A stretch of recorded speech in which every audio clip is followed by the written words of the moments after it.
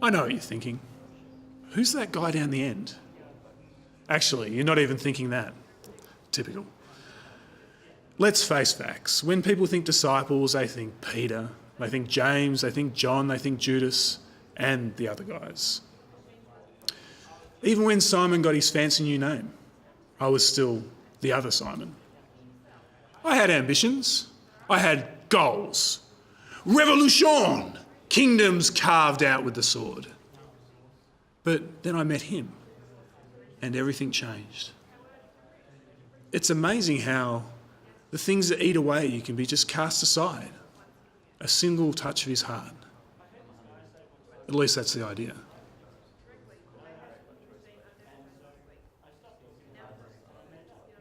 We're on our way to Jerusalem and we stop in on this town. And I've got to say, the reception on this trip so far has been phenomenal, like kings. But this town didn't have a place ready or a meal prepared. It's like they didn't even want us there at all. And John and I were like, seriously, this is the Son of God, the Messiah, and you're telling us to move on. So we went to Jesus and we're like, we can bring down fire on this place, show them what they're dealing with. But Jesus said no.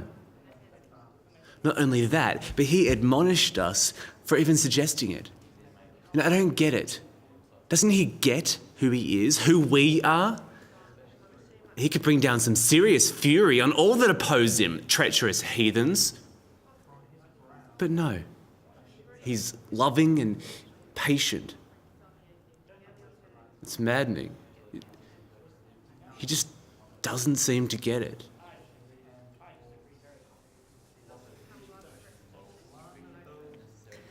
The others all think that they know what this is all about.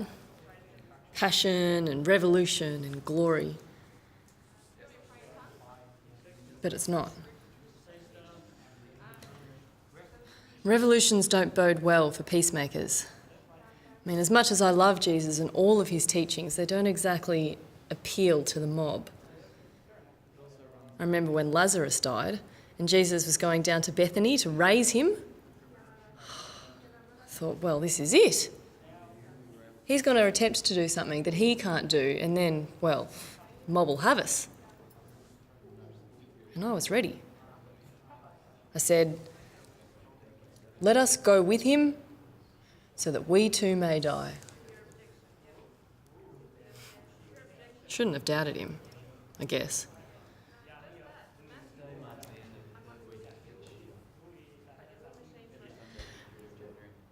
As much as I've seen, I can't help but feel that doubt. I try to push it aside, but it keeps filling my mind. He says that it's all in God's plan and it'll work out okay, but I can't help but feel that this is the end for us. The mob doesn't want peacemakers. When revolutions come around, people like us are lined up and shot.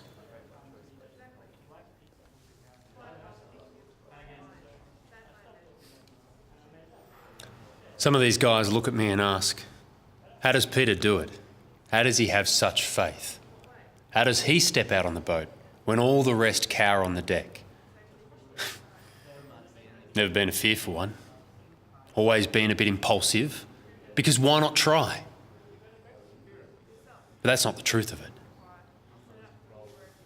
The truth is, I'm pretty much scared all the time. Scared that without Jesus, my life has no meaning. And I'll be found out as a fraud. Fear is an insidious thing. I feel it crawling in my throat like it's trying to choke me from the inside. Jesus told me I'll deny I even know him.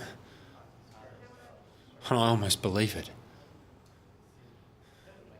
Because if anything were to happen, if he were to be gone, I'd be so afraid of being found out that I would deny everything.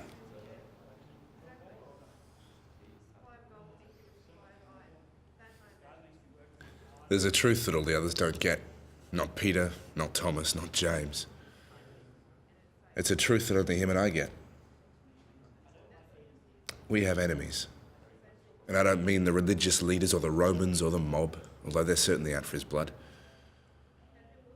I mean something deeper. Something darker. I've felt it for a while now. It whispers to me when I sleep, and it tugs me this way and that, and it wants him gone. More than anything, it wants him gone. It's afraid of him. So afraid that it'll promise anything. It'll corrupt anything. It's afraid of him, and it makes me afraid too, because I'm afraid I'm not going to get my dues. That all of this is going to be for nothing.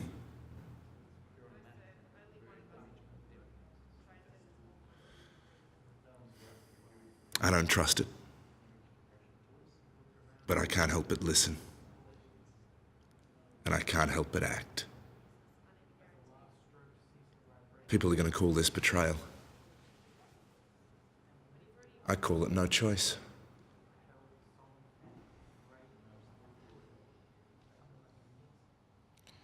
I've told you these things so that in me you may have peace.